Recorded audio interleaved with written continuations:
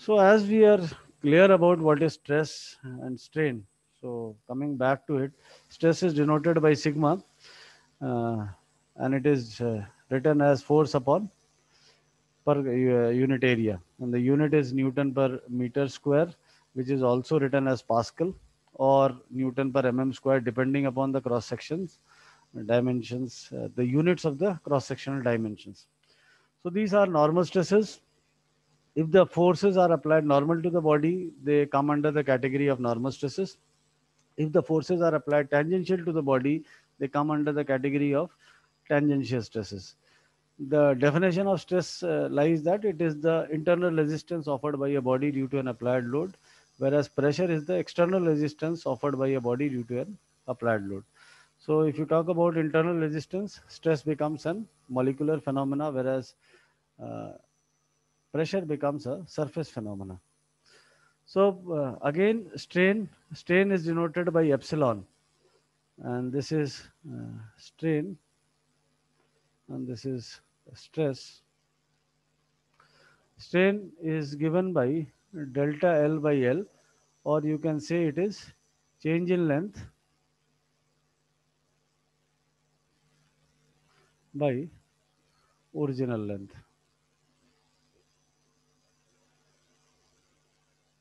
So there is a Hooke's law governing this stress and strain relationship. So Hooke's law states that under elastic limits, under elastic limits, stress is directly proportional to strain. Under elastic limits, so this statement under elastic limits has to be written because stress is not directly proportional to strain under every condition. Under elastic limits only stress is directly proportional to strain. So, or this can be now written as stress is equal to E into strain, where E is called your constant of proportionality,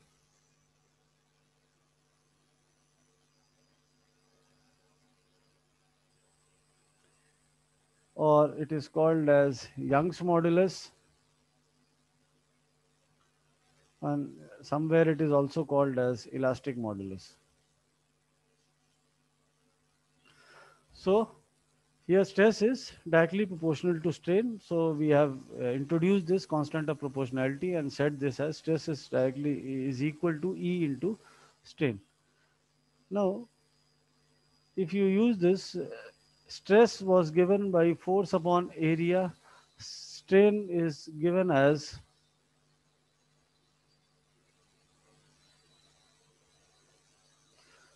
change in length by L. So you can write P by A is equal to E into delta L by L. So delta L is equal to PL by AE. Now this equation is the most important governing equation in strength of materials. You have number of relationships which have been derived starting from here. So delta L is equal to PL by AE, where P is applied load or force.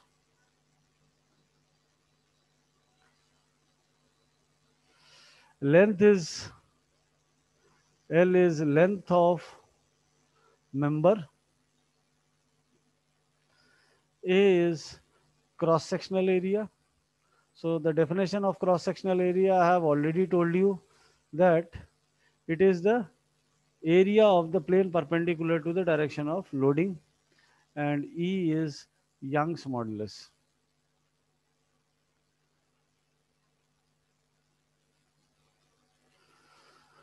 Okay, so this is the statement, or this is the formula to find out the total change in length. So next what we have is the stress strain diagrams. So we have stress strain diagrams for ductile and brittle material. So ductile material is a material which can be drawn into wires. So if you look at the stress strain diagram for a ductile material. Mm, This is stress, this is strain.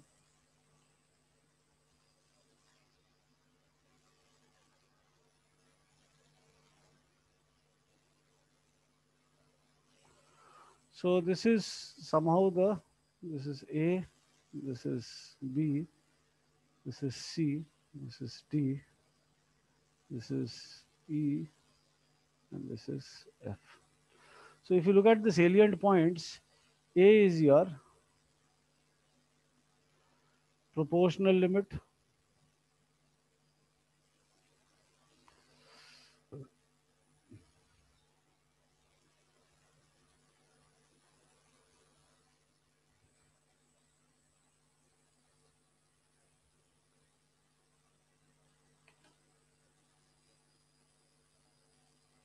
A is your proportional limit. B is your elastic limit. C is your upper yield point.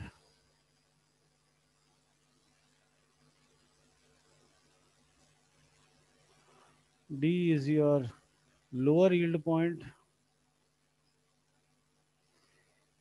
E is your maximum tensile strength.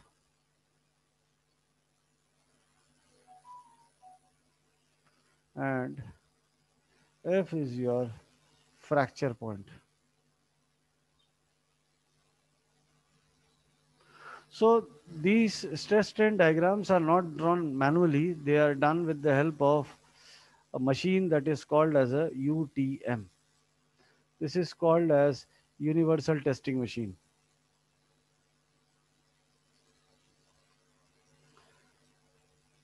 Now the working and demonstration of this machine is a part of your practical syllabus, probably in your material science uh, examinations or practicals. It has been already been discussed. So how to operate the UTM, that if you don't know, I'll be taking up later. But right now, let us come to the salient points. If you look at this stress strain curve, you can very well see that there are no values associated with it. So this is a stress strain diagram for a ductile material, irrespective of what it is. You have number of varieties of ductile material, starting from steel, copper, aluminum, gold, silver. You have number of materials which are uh, ductile in nature. So the common nature of the curve has been represented like this. So depending upon the material, there are slight changes in the curve also, which are demonstrated from material to material. If you look at A and B, A is called as your proportional limit, because it is said that stress is directly proportional to strain under these constants. B is a point and after which it is seen that there is no relationship between stress and strain. You do not have any relationship beyond B which describes the relationship or which describes the mathematical relation between stress and strain.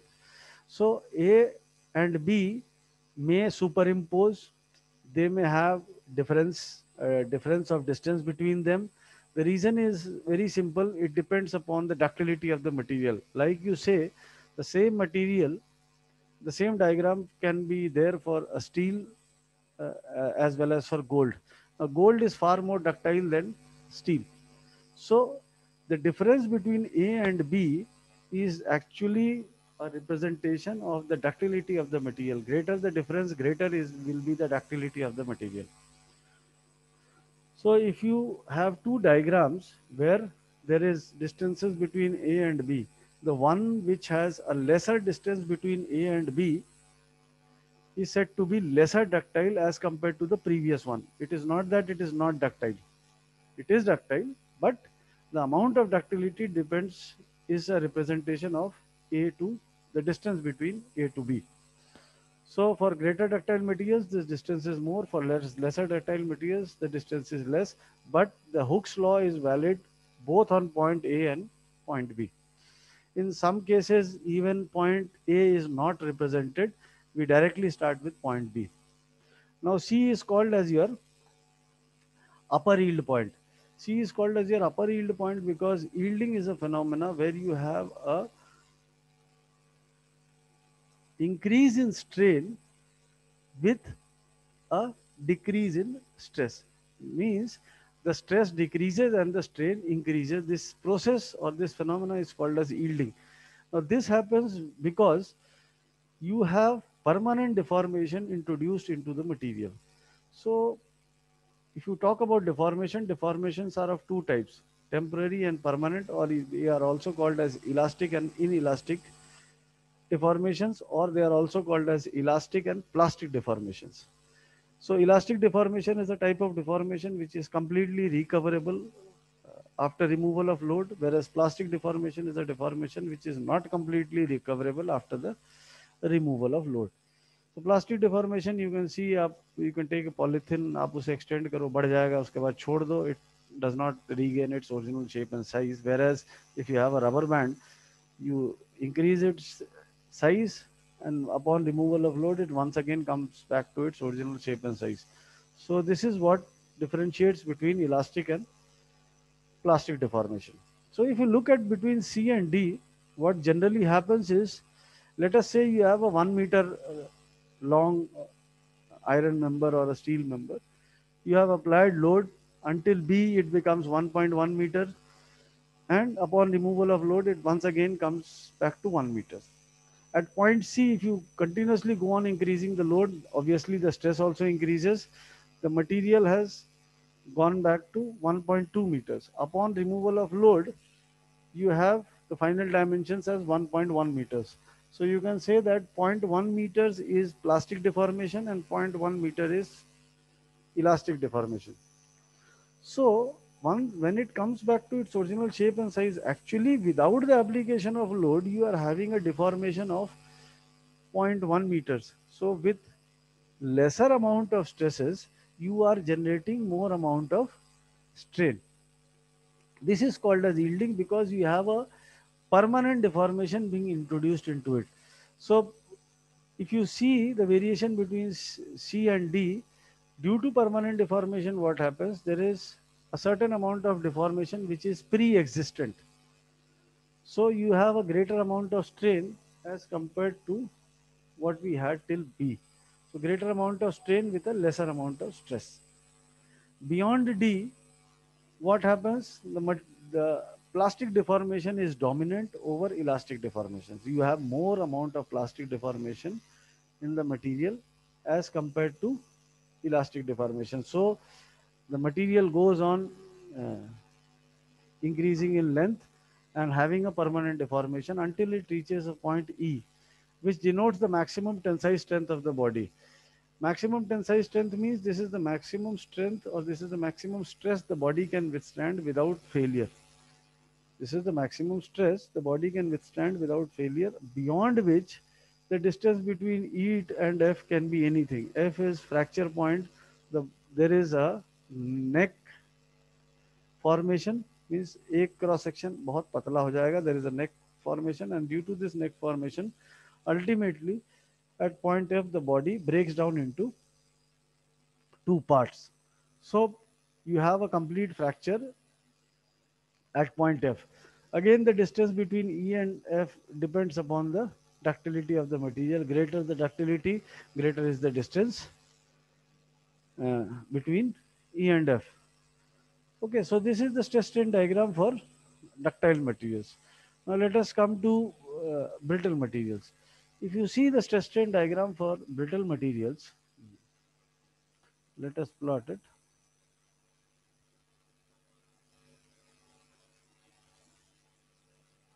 So this is stress, this is strain.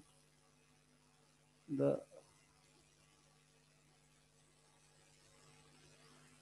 So you have A, you may have B or may not have B. This is E and this is F. So the specifications remain the same. You have A as proportional limit.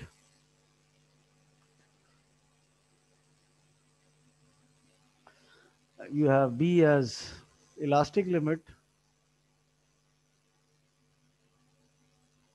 you have E as ultimate tensile strength.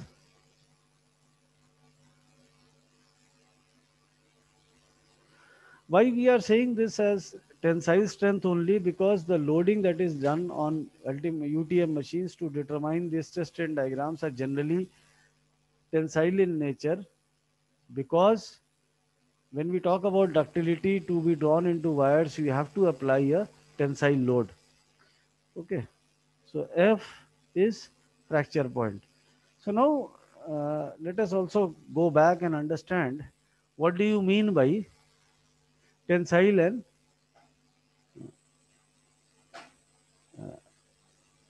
compressive loads. So if you talk about tensile and compressive loads, uh, if due to loading the material elongates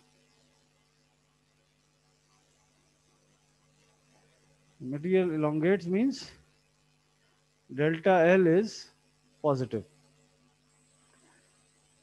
If due to loading the material elongates, that means delta L is positive, it is called as a tensile load,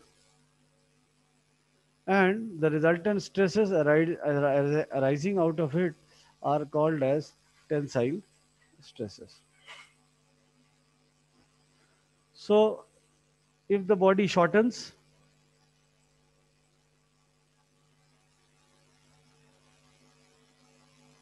that means delta L comes out to be negative. Then it is called as a compressive load, and the stresses arising out of it are called as compressive stresses.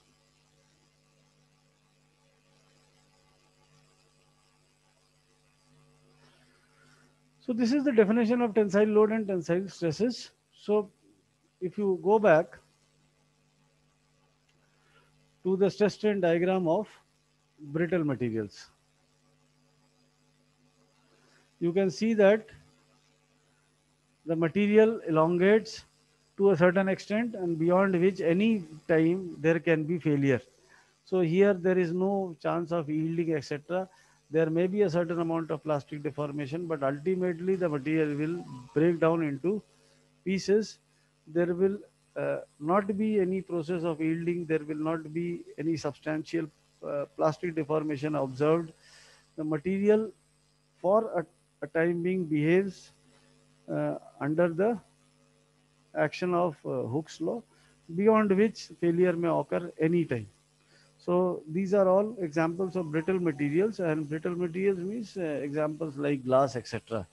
So this is the stress strain diagram as well as its explanation for ductile and brittle materials.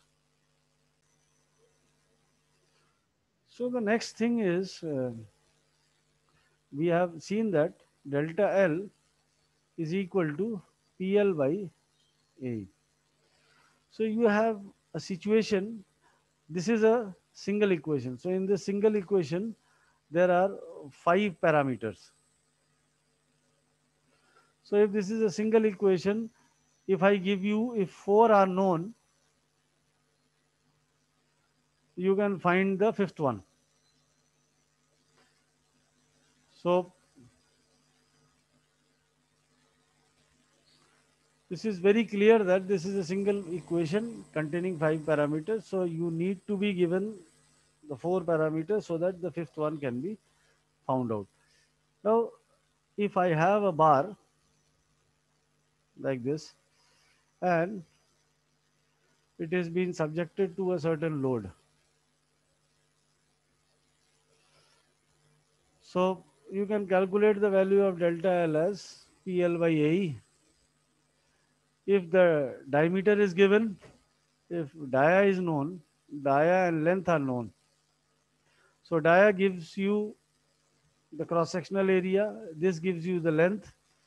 If material is known, you have a value of E, load applied is known, so delta L can be calculated. So this is a situation where you can calculate the change in length of this body. Now the next situation arises that if the bars are in series. So let us say that this is one bar and these are three bars which are been connected in series. They have a length L1, they have a length L2, they have a length L3, and it is applied by the same load. So delta L is given by delta L of body 1 plus delta L of body 2 plus delta L of body 3. So delta L of body 1, it will be acted upon by the same load. So this is PL1 by, if they have different areas, this is A1. If they are made up of different material, they are represented as three different materials. Similarly, we have PL2 divided by A2E2 and we have PL3 divided by A3E3. So this is a situation where all these three members are joined together. They have different lengths. They have different areas also probably, and they are made up of different materials. So if they are made up of different materials, you will have three different values. So again, this is a single equation. You need to put down all the values and you can calculate the total change in length. If the total change in length comes out to be negative, it is termed as compressive loading, and negative delta L means that there is a decrease in the overall dimensions of the body due to the applied load, whereas a positive value of delta L indicates that there is an increase in the overall dimensions of the body. So next comes extension of a tapered bar.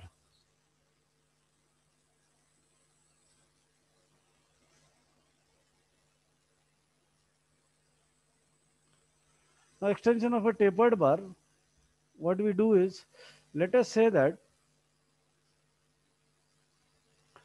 this is a tapered bar which has a dimension d1 diameter here, d2 diameter here, and the diameter decreases over a length L. Okay, so what we are doing is from a distance here, let us say x, this is a uniformly tapered bar. Obviously, you need to understand that this is a uniformly tapered bar. So